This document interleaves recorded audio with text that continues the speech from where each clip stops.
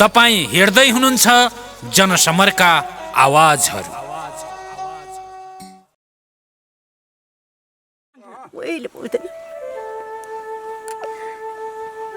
आफूले चिने मान्छे पनि नचिने सक्दैन। आदरणीय देश तथा विदेशबाट हेरिरहनुभएका सम्पूर्ण दर्शक महानुभावहरू स्वीकार जनसमरका आवाजहरूको प्रस्तुता म झङ्कार बुढा बाङ्गुरको न्यानो नमस्ते अभिवादन। आज पनि म एउटा यस्तो छुट्टै विषयवस्तु लिएर आएको छु यहाँहरूको माझमा। एउटा यस्तो विषय यहाँहरूको माझमा राख्न जाँदैछु। प्लिज यहाँहरूले ध्यान दिएर सुनिदिनु होला, ध्यान दिएर यो भिडियोलाई अन्त्यसम्म हेरिदिनु होला भन्ने आशा अपेक्षा गर्न चाहन्छु।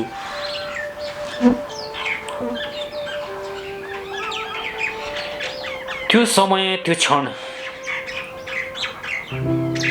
म फेरि पनि सम्झिरहेको छु, मेरो मनभरि मेरो मुटुभरि। 2052 साल फाल्गुन 1 गते, अर्थात् फेरि हाम्रो नजिक आउँदैछ फाल्गुन 1 गते। सायद देशमा निरङ्कुश तानाशाही राजतन्त्रले एकदम सताइरहेको थियो। पञ्चायती व्यवस्था पटक बिउजिरहेको थियो। सायद ती तानाशाही राणा शासन पञ्चायती व्यवस्थालाई छिचोल्न 2007 साल, 17 साल, 28 साल, 36 साल, 46 सालका बेजोड आन्दोलनहरू यो देशमा चले। 2052 साल फाल्गुन 1 गते अध्यक्ष कमरेड प्रचण्डको नेतृत्वमा जनयुद्धको शङ्खघोष भयो, जनयुद्धको थालनी भयो। विभिन्न ठाउँहरूमा रोल्पाको होलेरी, दाङको सतबरिया, रुकुमको राडी जिउला हुँदै आक्रमणहरूबाट जनयुद्धको थालनी गरियो। यो देशमा साँच्चै अब निरङ्कुश तानाशाहीको अन्त्य गरेर देशमा गणतन्त्र स्थापनाका खातिर आफ्नो जीवनको आहुति दिन लाखौं लाख, हजारौं लाखौं जनसमुदायहरू जनयुद्धको बाटोमा लामबद्ध भए। अध्यक्ष कमरेड प्रचण्डको नेतृत्वमा यो देशलाई मुक्त गर्ने कसम खाएर उठे बादशाह बन्धनका ती मुठ्ठीहरू। प्रचण्ड, मोहन वैद्य किरण, बाबुराम भट्टराई, रामबहादुर थापा बादल, नेत्र विक्रमचन्द्र विप्लव लगायत एउटा ठुलो पंक्तिले युद्धको शङ्खघोष गर्यो र सारा नेपाली जनताको आशा र अपेक्षाको केन्द्र बन्न पुग्यो। सायद म पनि त्यही आन्दोलनको आँधीहुरीमा मेरो घरको झ्यालबाट एउटा सानो झोला बोकेर आन्दोलनमा हुमिए। मध्यरातको निद्रालाई थाती राखेर जनयुद्धको यात्रामा अगाडि बढे र यो देशमा चल्न थाल्यो जनयुद्धको आँधीहुरी। उड्न थाले दुश्मनका किल्लाहरूमा बमबारुदका धुवाहरू। छेदविच्छेद हुन थाले यो देशका शासक प्रशासकहरू र हामी त्यही खुसियालीमा, त्यही हाम्रो सफलतामा एकपछि अर्को गर्दै बलिदानका चाङमाथि चाङ, बलिवेदीमा आफ्नो ज्यानको बाजी लगाएर कयौं योद्धाहरूले आफ्नो जीवनको आहुति दिए। जहाँ 2058 साल मङ्सिर 28 र 29 गते तत्कालीन शाही सेना र तत्कालीन नेकपा माओवादीका जनमुक्ति सेनाबीच भिडन्त भएको थियो। यहाँ भयानक भिडन्त मात्र होइन, यहाँ 14वटा घरहरू पनि तत्कालीन शाही सेनाले आगो लगाएको थियो र त्यति बेला भिडन्त भएको अवस्थामा यहाँ बमबारी गरिएको बमको टुक्रा पनि यहाँ एकजना स्थानीयले यहाँ हातमा उचाल्नु भएको छ। आदरणीय दर्शक महानुभाव, हामीले त्यो खाल्टोबाट यसरी हेरिरहेका छौँ। यो बमको टुक्रा यसरी यो फलामको छ। यो कहाँनिर भेट्नु भएको र कस्तो थियो यो अवस्था, कति तल गाडिएको थियो भन्ने छ अनि कति मुनि गाडिएको थियो? यो लगभग थियो हजुर आधा मिटरको गहिराइमा यदि थियो गाडिएको। यस्तो अवस्थामा यो गाउँ पुरा विच्छेद भएको थियो। आदरणीय दर्शक महानुभावहरू, म एकैछिन यहाँहरूलाई यो यता घर देखाउँछु। यो घर यहाँनिर घर छ एउटा 14वटा घरमा एउटा घर यहाँनिर छ। यो त्यति बेला तत्कालीन शाही सेनाले आगो लगाएको घर यो र यहाँहरूले प्रत्यक्ष यहाँ तल्लो घर पनि त्यहाँ अलिकति देखिरहेछ र म यहाँहरूको माझमा त्यति बेलाको घटनामा यहाँ माओवादीबाट मात्रै 10-12 जनाको यहाँ शहादत भएको थियो। अब नेपाली त्यति बेला तत्कालीन शाही सेनाबाट कति को मृत्यु भयो भन्ने कुरा त्यहाँ हामीले जानकारी पाउन सकेनौँ। र यहाँनिर यो तल्लो घर छ। यो अहिले त टिनको छ, त्यति बेला खरको थियो होला, सायद खर थियो कि ढुङ्गे थियो। यो घरको अगाडि यहाँ हामी एकछिन प्रत्यक्ष त्यहीँ पनि हामी जानेछौँ र यो ठाउँमा चाहिँ अहिलेका हाम्रा जयपुरी घरती पूर्व महिला तथा बालबालिका मन्त्री जयपुरी घरतीको श्रीमान त्यति बेलाको कम्पनी कमान्डर हुनुहुन्थ्यो। उहाँको शहादत भएको ठाउँ पनि यहीँनिर हो, शहीद भएको ठाउँ पनि यहीँनिर हो र यो ऐतिहासिक ठाउँ, युद्ध पर्यटनको ठाउँ हामी यति बेला आइराखेका छौँ। र यहाँहरूलाई अझ यहाँ माथि कहाँबाट आर्मी यहाँ पारिबाट लडेको अनि माओवादी सेना यताबाट लडेको भन्ने कुरा यहाँ प्रत्यक्षदर्शीले बताउँदै हुनुहुन्छ। त्यति बेलाको यहाँको जनसमुदायले घरहरू आगो लाउनुको कारण के थियो बताइदिनु? खै त यो ज्ञानु माओवादी रहन्छन् यहीँ खान्छन् भनेर जलाता होला। यी पाल्छन्, यिनीहरूले खाना दिन्छन्, त्यही भएर यिनी पनि ध्वस्त पारिदियो भनेर हामी समेत पनि माओवादी भनेर उतिखेर हामीलाई पनि लखेट भागाभागको समय थियो। हामी त मेस चलेको थियो हाम्रो आर्कलाई पार्नुर भन्ने पार्टीको। उतिखेर हामी कोही पार्टी सदस्य थियौँ, कोही यहाँ वडा अध्यक्ष पनि थियौँ उतिखेर। त्यही भएर हामीले उता पनि अब काममा खटिरहनु परेको थियो। त्यही भएर आउँदाखेरि यहाँ यत्रो घटना भएको, कोही हामी यहीँ थियौँ, कोही उता गएको थियौँ। स्थानीय 14वटा घर जलाएर त एउटा क्षति, ठुलो क्षति भयो। मानवीय क्षति भएको थियो कि थिएन स्थानीय जनसमुदाय? मानवीय भएन, अलिअलि घरहरूमा भए, गोलीहरू चले, बमबारी त भएन। अरू अन्न पानी कपडा लत्ती त भाँडाकुँडा सब जल्यो। त्यो अवस्था त्यो दिनलाई सम्झिँदाखेरि कसरी सम्झिनुहुन्छ यहाँहरूले अहिले? खै हामी त कष्ट दुःख कष्ट पार गरे आएको भन्ने हामीलाई त्यो छ। यो कौराजको घर हुने गया थिएँ हेर्न, त्यहाँ त्यो डाँडाले छल्या थियो र आइन पट्कालु दिनबाट। सोचेका थियौँ हाम्रो देशमा अब पक्कै पनि सदाका लागि शासक प्रशासकहरूको अन्त्य हुनेछ र नयाँ नेपाल बन्नेछ। यी हाम्रा महान अग्रजहरू, हाम्रा महान नेताहरू एक ढिक्का भएर अगाडि बढेर यो देशलाई साँच्चै नयाँ उचाइमा, यो देशलाई नयाँ नेपाल बनाएर छोड्नेछन्। यो देशलाई समृद्धि, जनताको सुशासन ल्याएर छोड्नेछन्। यही आशा र अपेक्षा बोकेर हामी युद्धको मोर्चामा, युद्धको यात्रामा लाखौँ लाख, हजारौँ लाखौँ योद्धाहरू, जनसमुदायहरूको लामबन्दी लागेको थियो।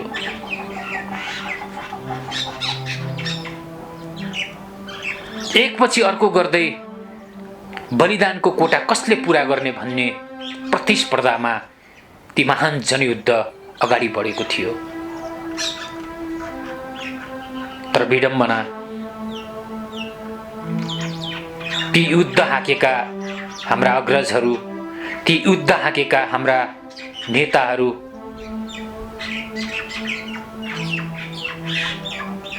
आज हामी देख्छौँ आजको यो अवस्थासम्म आइपुग्दा कहाँ पुगे ती नेताहरू, कहाँ लागे ती नेताहरू? त्यति बेला गरेका बादशाहहरू, त्यति बेला गरेका बन्धनहरू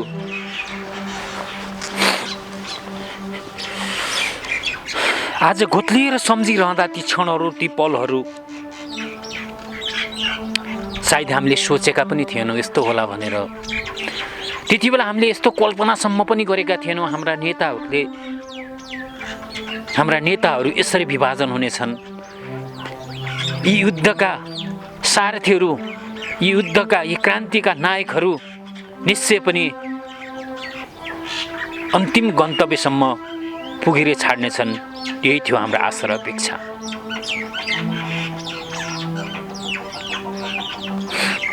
तर विडम्बना, आज कहाँ पुगे ती नेताहरू? लागे सबै आफ्नो आफ्नो बाटोतिर, रोजे सबैले आफ्नो आफ्नो गन्तव्य, हिँडे सबै आफ्नो आफ्नो पाइलामा। हिजो सँगै युद्ध लडेका मोहन वैद्य किरण आज आफ्नै बाटोतिर लागेका छन्। सँगै युद्ध लडेका डाक्टर बाबुराम भट्टराई आज आफ्नै बाटोतिर लागेका छन्। सँगै म प्रचण्डमाथि विलय भएँ भन्ने रामबहादुर थापा बादल आज आफ्नै बाटोतिर लागेका छन्।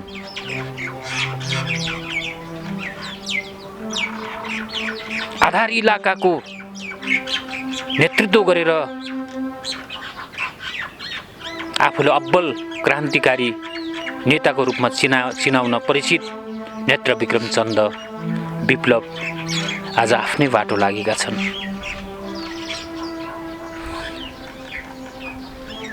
यो दुर्दशा किन देख्नु परेको हामीले? आज यो दुर्दशा आउला, हामीले यो दुर्दशा हेर्नु पर्ला भन्ने हामीले कल्पनासम्म गरेका थिएनौँ।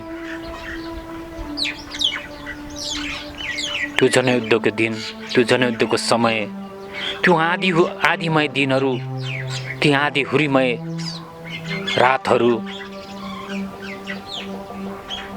कठोर पीडाको बीचबाट गुज्रेका थिए।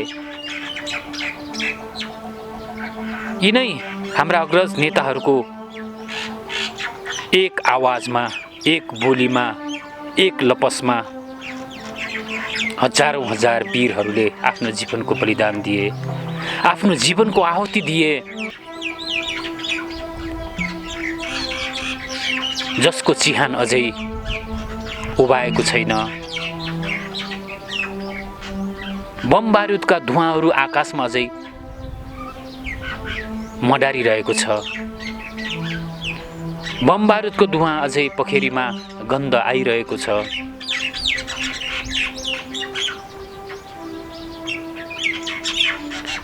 युद्धका ट्रेन्जहरू, युद्धका टनलहरू अझै पुरिएका छैनन्।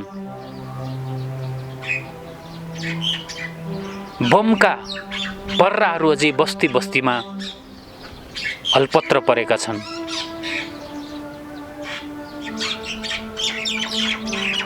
किन बिर्सिए? किन भए अलग अलग यी नेताहरू? किन छुटे अलग अलग? किन रोजे यिनीहरूले आफ्ना आफ्ना बाटोहरू? आखिर झन्डा एउटै छ,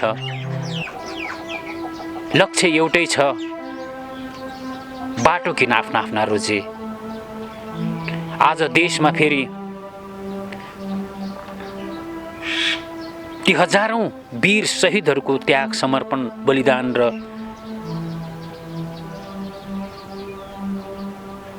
बलिदानले आज देशमा गणतन्त्र आयो, संघीयता, समावेशी, धर्मनिरपेक्षता, समानुपातिकको स्थापना भयो, नयाँ संविधानको निर्माण भयो। तर यी क्रान्तिको रथ हाँक्ने योद्धाहरू किन आफ्नो आफ्नो बाटो रोजे? सायद आफ्नो आफ्नो बाटो नरोजेर एकै ठाउँमा उभिदिएको भएपछि आज यो देश कहाँ पुग्थ्यो होला, यो देशका जनताहरू अझ कति खुसी हुन्थ्यो होला। आज देशमा फेरि अर्को षड्यन्त्रको तानाबाना बुनिँदैछ। जनताको हक हितमाथि फेरि अर्को कुठाराघात हुन पुगेको छ। अर्थात् प्रतिगमनका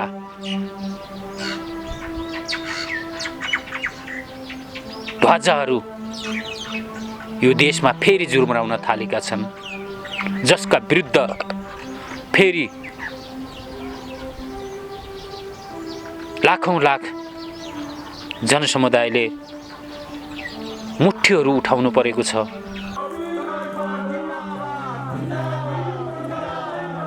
आखिर कति दिन, कहिलेसम्म ओर्लिनुपर्ने हो जनताले आफ्नो अधिकारको निमित्त, आफ्नो सपनाको निमित्त सडकमा र उठाउनु पर्ने हो विद्रोहका मुठ्ठीहरू।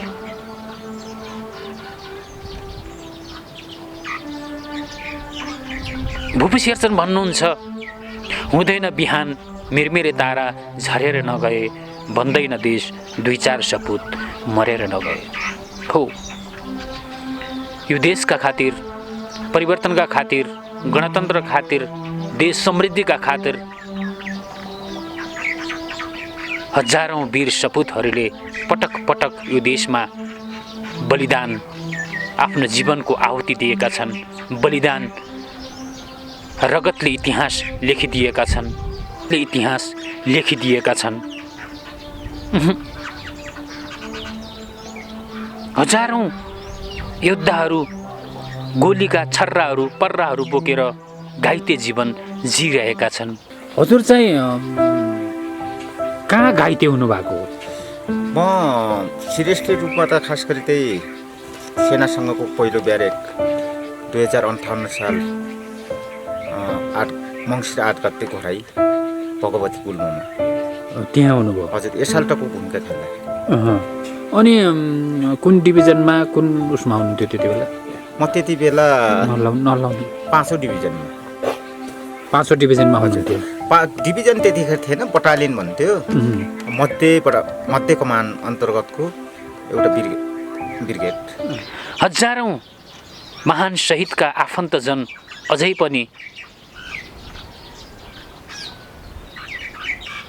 पनि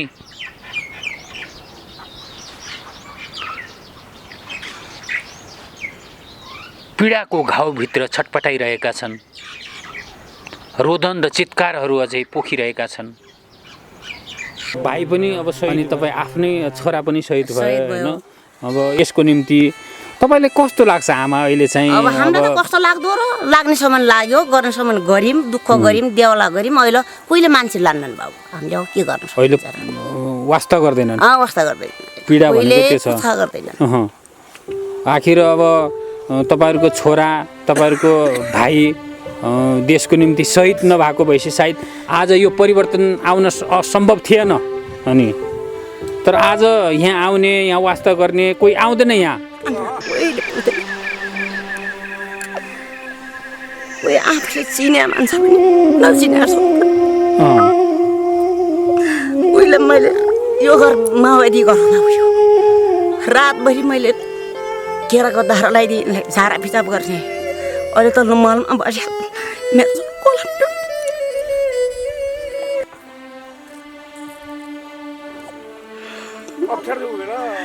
खाना पकाइदिने घाँस काट्दा अब तपाईँ एउटा शहीद परिवार पनि हुनुहुन्छ, शहीदको आमा पनि हुनुहुन्छ। तपाईँ आफ्नो लखनजीको मात्र आमा नभएर हजारौं यहाँ जो शहीद भए सबैको तपाईँकै छोरा हुन्। अनि अब के भन्न चाहनुहुन्छ? अहिलेको यो स्थानीय सरकार पनि आएको छ, यहाँको पार्टी पनि छ, जुन पार्टीले आन्दोलन गर्यो, जनयुद्ध गर्यो, त्यसमा तपाईँको छोराको शहादत भयो, तपाईँको भाइको शहादत भयो। उहाँहरूलाई के भन्न चाहनुहुन्छ तपाईँ एउटा शहीदको आमाको तर्फबाट? मलाई त मेरो नातिनीलाई कोहीले हेर्दिनन् बाबु। नातिनी काठमाडौँ पठाएँ, फरक्कै पठाएँ।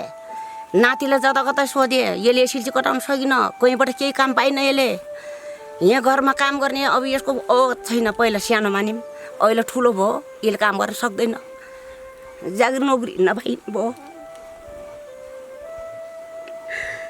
कोहीले चिन्दैन कोहीले देख्दैन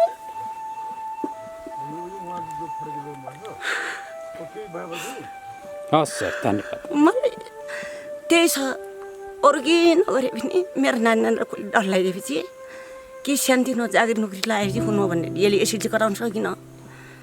अहिले कोही बेला सरकारले कोही केही हेर्छ कि के देख्छ कि भन्ने बेला एकजनालाई भए देख्ला बाबु देख्ने बेला देखिनन् कोही चिनाउने बेला चिनाइनन् बुहारीको दशा यतामा कि छ अब एक्लै छाने बेला हलाने गर्छु भन्छ अब कोही मान्छे आउने बोल्न सक्दैन हो अब मलाई यो बोल्ने आँट्यो र मलाई मुटु फुट्यो उही बेला छोरालाई मैले कैयौँ रुपलाल मेरो हजारौँ म जस्तो रुपलाल हजारौँ छ भने भाइ अहिले हजारौँ भन्दा एकजनाले कोहीले देख्दैनन् आफ्नै मान्छेले देख्दैनन् बाबु अहिले बाहिर मान्छेले देख्ला कहाँ भयो 4 भाइमा 3 भाइ शहीद हुनुभयो नि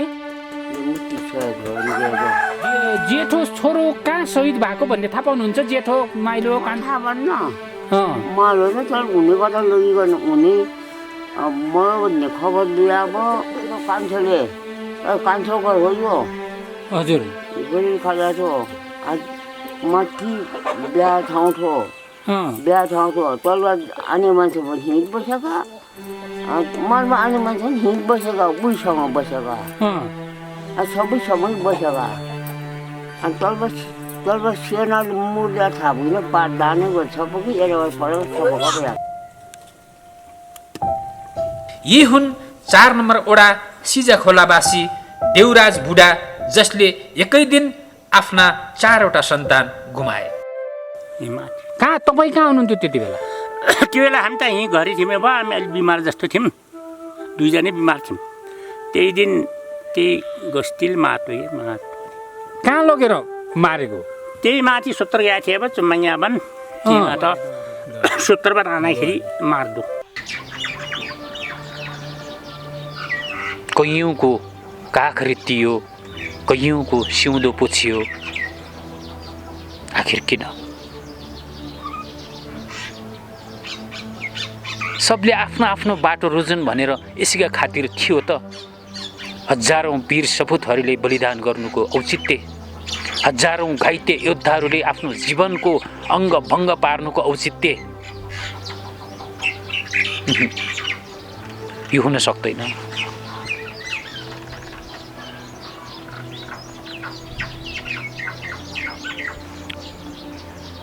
यति कठोर यात्राहरू चाल्दा चाल्दै पनि यति कठोर भावनाहरू विचारहरू हुँदाहुँदै पनि लाग्छ आज सबै आफ्ना स्वार्थको निमित्त लाग्छ आज सबै आफ्नो केवल आफ्नो स्वार्थको निमित्त अगाडि बढेका थिए।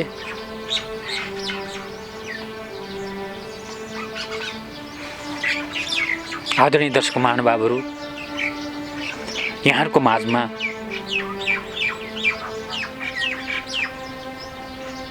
ती बितेका पलहरू हामी फेरि पनि आग्रह गर्न चाहन्छौँ एकपटक ती क्रान्ति नायकहरू ती क्रान्तिका अग्रजहरू ती जनयुद्धका